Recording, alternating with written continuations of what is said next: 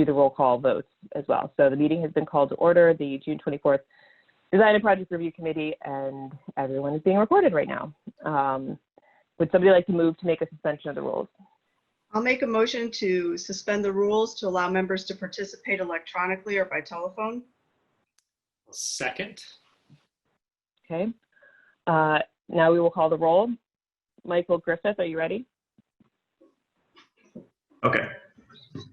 Johanna Leonard. Aye. Scott Mangum. Aye. Gary Gertis. Aye. Laura Biggs. Aye. Megan Jones. Aye. Cade Sterling. Aye. Jessica Hike. Aye. Edgar Cano. Aye. Okay.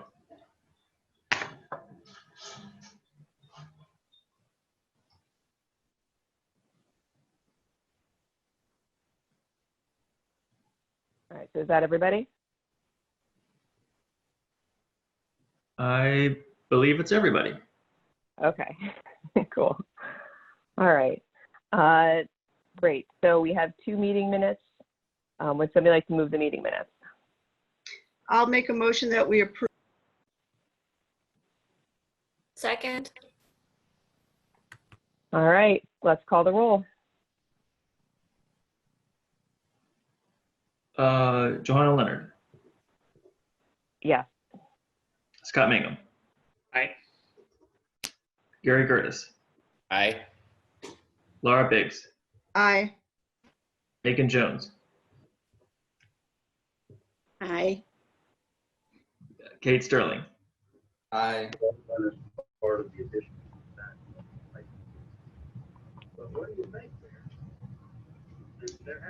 Jessica Hike. Aye. Edgar Cano. Aye. Okay, great. So meeting minutes have been approved. So, okay, now on to new business. 1814 Central Street, preliminary final review. Michael Orris, manager, submits for exterior remodeling for a walk-up window at Beth's Little Bake Shop in the B1A Business District and Central Street Overlay District. So, Michael Orris, I hope I'm saying that right. We're gonna keep with Michael Griffith's screen, but we're gonna scroll down so you can see the plan. So if you could walk us through what you want to do now. So what we want to do is, for those who are unfamiliar with like our layout, our shop is located right at the corner of Poplar and Central Street. And since the COVID pandemic, we've had to kind of readjust ways of conducting business since the shop is only 500 something square feet. So even after phase 4, it's imperative. We just don't feel that like even after phase 4, more than 1 or 2 guests in the shop getting coffee or doing transactions will feel comfortable. So with that being said, we have decided to convert the easternmost window of the shop located on Central Street to a drive-through style walk-up window. So in doing that, we would it's a self-closing door, like window that we've already procured and started to, source different vendors for, or we've already lined up like permitted and like licensed contractors and all that. And what we basically just want to do is just install the window, and then in the surrounding, since it's only about 36 inches wide or 48 inches wide for the most part, for the surrounding, we just want to do kind of blackout with branding with either Beth's or Intelligentsia, which is the brand of coffee that we use, along with just like a simple like scroll, a simple menu that goes from like top to bottom, or we can just keep it black, if anyone or if anyone here has a problem with that, we can obviously follow your direction as well. It's a self-closing door. So we have been told from Ellen Golden over at the health department that we are not requiring an air curtain since it's self-closing. In terms of traffic, the way we are going to be doing it through signage and direction with customers is to, should we have lines, just have them snake towards the Poplar end, so that way it doesn't obstruct any entry doors to the apartment building. And then in terms of width between the door, between the window and the bench that's there, I measured 9 feet, which I was told is good enough. And then we won't be really using this as a primary mode of transactions either. This will be pretty much just for like coffee service for commuters or people that just, you know, obviously just want a cup of coffee and aren't interested in pastries or cakes or anything like that. Anything for larger orders, they still will have access to the inside of the shop, along with along with just like getting it at the door as well in the meantime to comply with current like COVID related issues. So.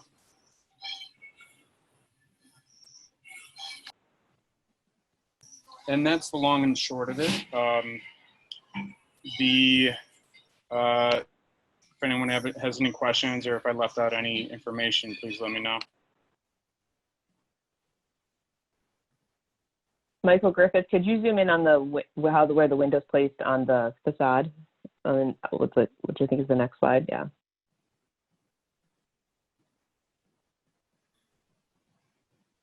So you're going to black out the other parts of the window? Is that the plan?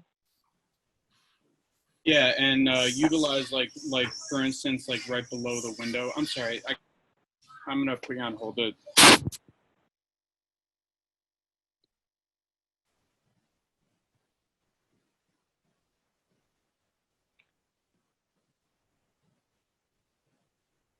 Thank you, Michael, for zooming in on this little picture. Does anyone have any comments right now? Sorry about that. Sorry, to answer your question. So for instance, like what we're looking at now right below the window, the going thinking right now is to do Intelligentsia branding combined with sort of like a white lettered menu for our drink menu. Underneath the window, is that what you're saying? Yeah, in the space between the base and the window, along with the left part too. Okay, and then what's above the window? Is that just glass? Yeah, that's going to be a newly constructed, like just rectangle window to allow more light in. I'll just comment Right. the menu board is fine. That's allowed. If you're going to do lettering on the windows, then we do need to review that. That would be a sign permit.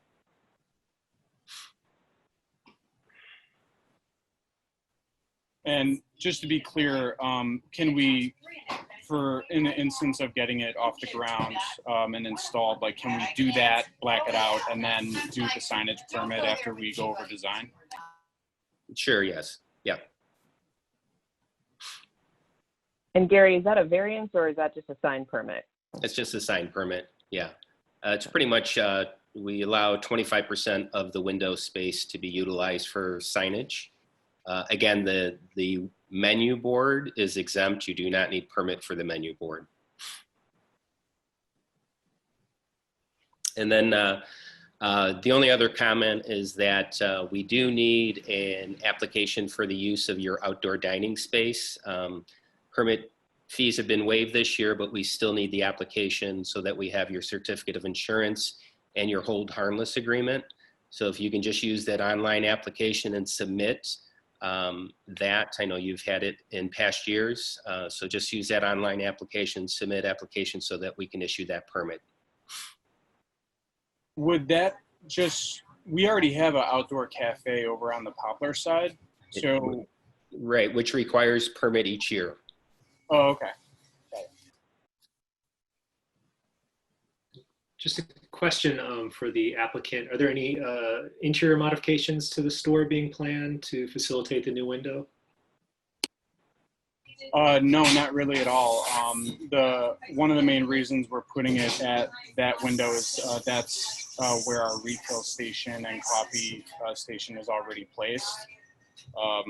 So it just provides like just ease of use for keeping the retail staff, just behind there, and not like, we didn't want to do anything in terms of the layout in the shop, so that we can make space efficient as possible, so that way we can allow the most retail workers and customers, so that way it's as comfortable as possible during the pandemic.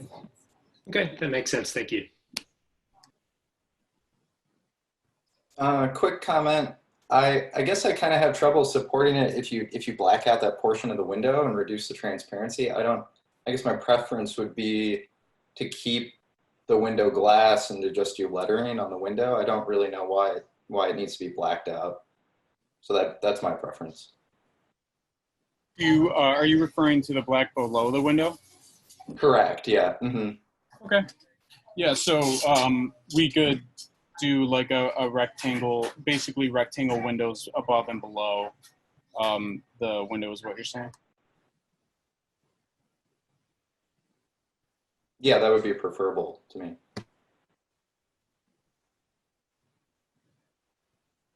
I think that would also solve how busy it would look if you did have the Intelligentsia branding on the bottom too. I don't know what you think about that, Cade.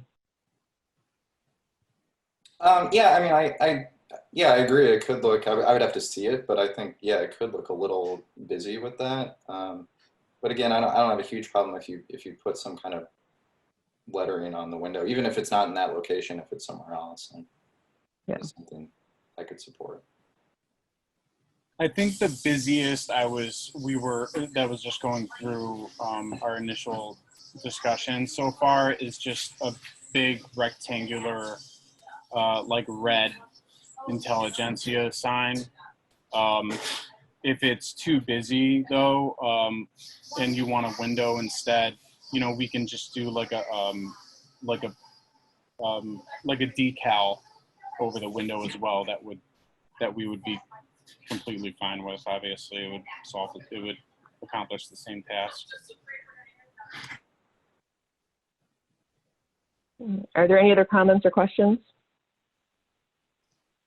Yes, this is Laura Biggs. I don't have a lot of concern with this. I do want to make sure that we're always maintaining a clear pathway on the sidewalk for pedestrians and ADA. So just if you or your staff happen to see people that are queuing not along the building, but across the sidewalk, if you could please take the opportunity to ask them to queue along the building. Absolutely. I'm definitely making note of that.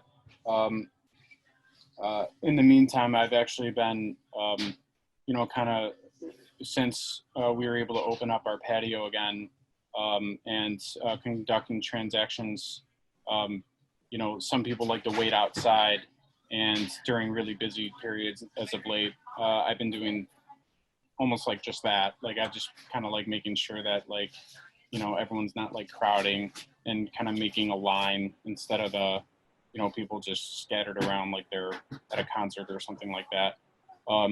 We were going to adjust, either decals on the window to the right or just signs in the window or something like that that's kind of display like, please, do not block public way or anything like that, just from the very beginning. And our customers, we have really good relationships with our customers as well for the most part. So, if there's anything that we have to do in terms of just going back and forth with them to explain, we can definitely do that without what I see is, I don't really see any pushback or anything like that from people that just want to stand where they want or something like that. So. So I would do a motion for preliminary and final review with the condition that any signage to the building be reviewed and approved prior to installation. I'll second that. All right, let's call the roll.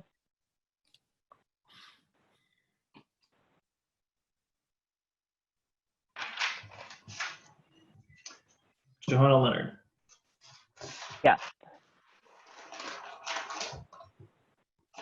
Scott Mangle, Aye. Gary Gertis, Aye. Laura Biggs, Aye. Megan Jones, Aye. Kate Sterling, Aye. Jessica Hike, Aye. Edgar Cano, Yes. and Deborah Cuevo. Aye.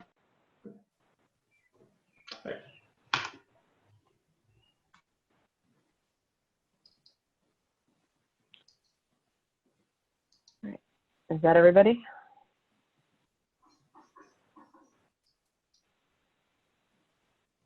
Michael, is that everybody? Yes. You missed everybody. Okay, great. All right, next up, 511 Main Street. June Chung, applicant submits for a sidewalk cafe, CUNY's Japanese restaurant in the B2 Business and Dempster Main Overlay District.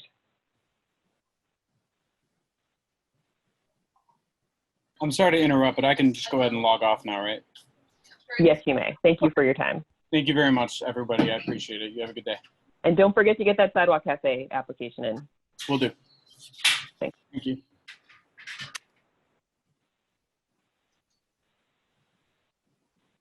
All right, can we zoom in on this a little bit?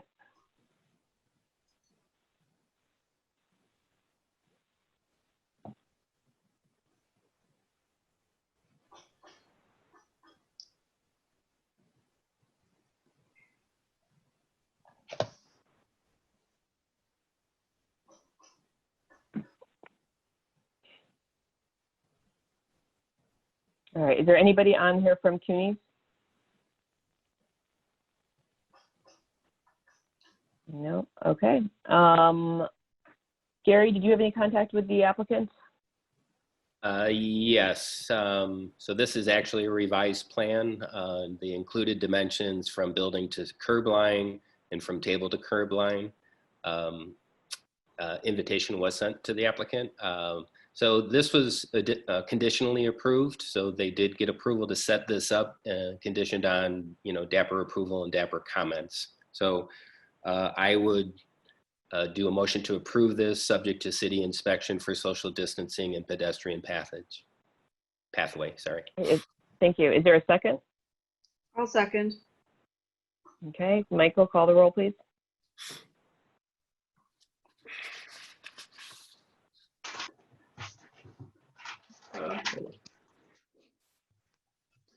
Leonard, Aye. Mango, Aye. Curtis, Aye. Biggs, Aye. Jones, Aye. Sterling, Aye. Hike, Aye. Cano, Yes. Cuevo. Aye. I believe that's everyone. Great. All right, next up, 1623 Simpson Street, William Eason, applicant submits for a sidewalk cafe, Jennifer Edibles in the B1 Business District.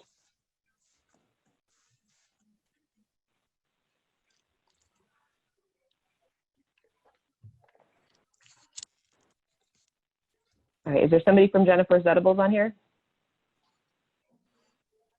From Jennifer's Edibles? All right, so this is one that's in the parking lane, right? Is this the revised version, Mike, that you sent over that I sent you? Or is it, I don't remember. I believe it is. It is? Okay. So I guess I'll start. My concern is that, they are providing two tops on the sidewalk. But if, for accessibility reasons, if a wheelchair needs to access the four tops, then they have to go into the alley and out in the street. So I think it does need to have some type of ramp here for accepts, down to the four tops. Otherwise, one of the sidewalks, tables needs to be accessible. It should be a four top and should be accessible, or ramp down to the parking lane. And then I think we need to discuss what the barriers required are going to be. Yeah, I agree. Those were all comments that I sent to her, and I didn't get any response on some of those. Okay. So right now, does she have the two tops out? I don't know. Okay. I've not seen outdoors dining at that location. I'm also concerned just about the distance between the two tops and the four tops. I'm guessing it's 6 feet, but depends on how far they go into the street patio. It could really just be like 3 or 4 feet. So we need to put, this is going to be one of those where we have to put the Jersey barriers out, right? Yes, I would highly So recommend. how many Jersey that. barriers do they need? What's the length here? How many parts? Is this? It looks to me like they're going to be taking about 2 parking spaces, but that's a rough guess.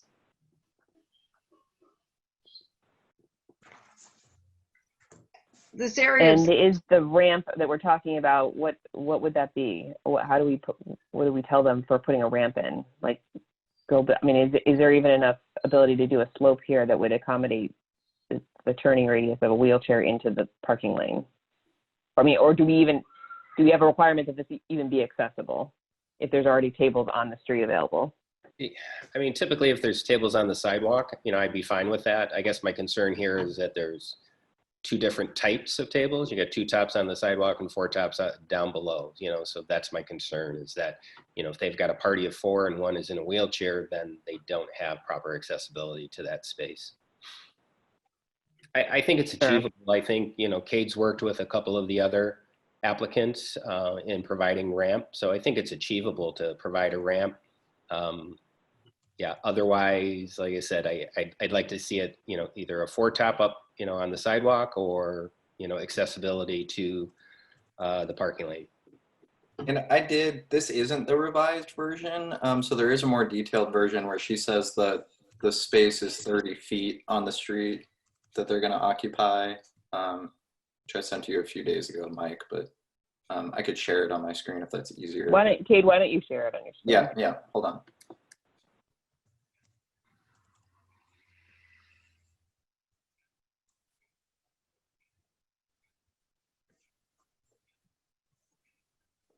My apologies, I didn't see this version.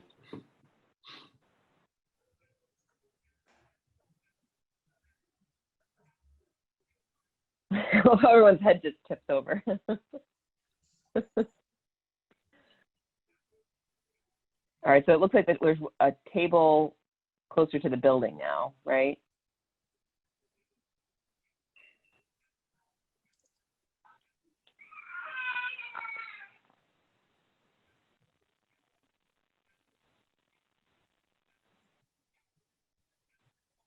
And the 30 feet length, right?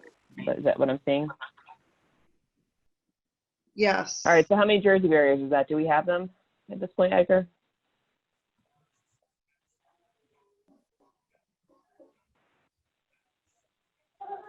Or Laura? I do not know how many Jersey barriers we have. We have typically only been providing a couple of Jersey barriers and asking the applicant to provide additional barriers, however. Well, I think what we've changed is we want Jersey barriers along the whole traffic lane at this point. Because when we had a business provide the water barrels, they could be easily tipped over by anyone. Well, I'm going to hazard a guess and speak for Edgar that we don't have enough Jersey barriers to completely block this out. And we can. We were ordering more. I know that. I just don't know Yeah. if those have already been claimed for the other sidewalk cafes.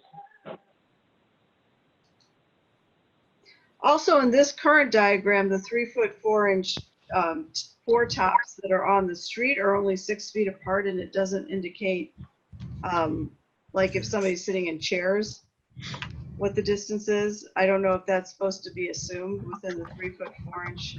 Yeah, she in a like summary in the email, she says that it's from the back of chair, but yeah, it's not shown. Okay.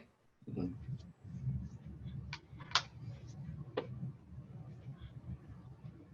Yeah, I think the previous one, she was showing 8 feet between tables, and now she's showing 6, so, yeah. Edgar, do we have enough barriers to cover this? What is it, 30 feet length and 6 foot on each side? Yeah. Well, our barriers right now that we have, I think the smallest one is 10 foot concrete barrier. So for the direction of travel, that might be too long, but the 30 foot, yes, we should have enough for that there, yes. Okay, and then what would we put at the end? I guess we could just have them block off them with something else? I can look at seeing if we have concrete blocks over at James Park, which I believe we do, and those may be actually nominal 6 foot, so we may be able to use those. I'll double check that today. All right, so I think we should move forward with approving this with obviously proper social distancing and inclusion of some kind of ramp to accommodate ADA. Does that sound about right to everybody?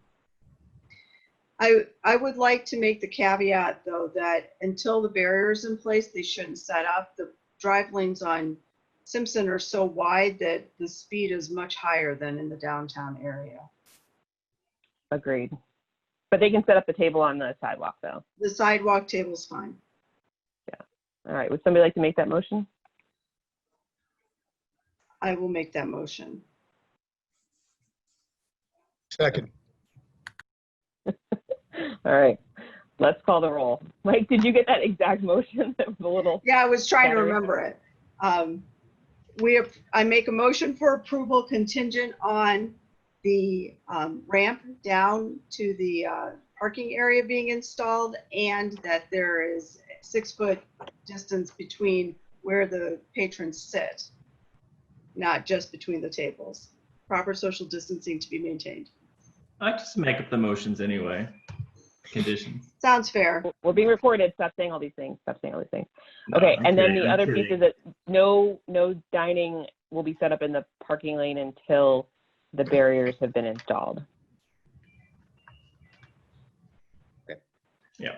Okay, somebody seconds that really long I will team-led second. motion. Yeah, I will second, and I will also send an email to the applicant with those conditions.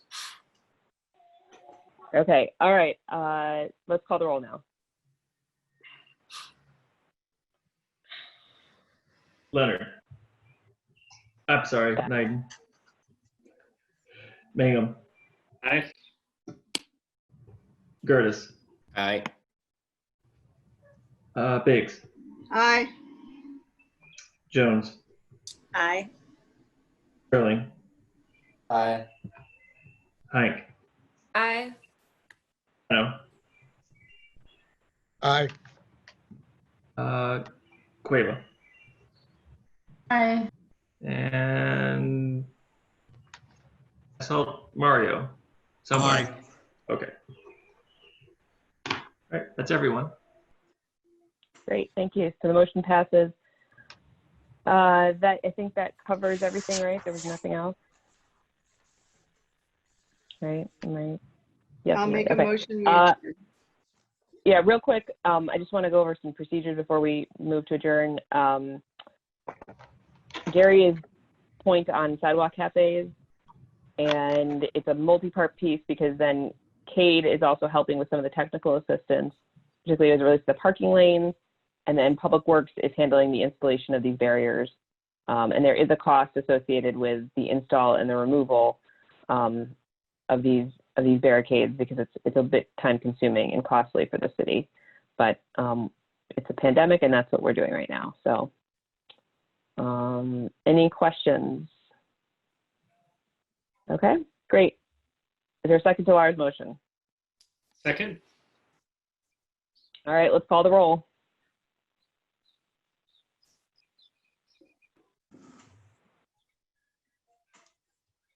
Knight, Yes.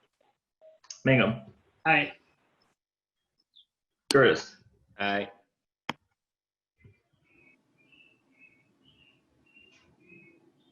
I'm Big. sorry. Aye. Jones, Aye. Sterling, Aye. Hank, Aye. Pano, Aye. Tristan, Aye. and Cueva. Aye. Okay, everybody, thank you. Aye. Aye. Bye. See you maybe next week. Bye.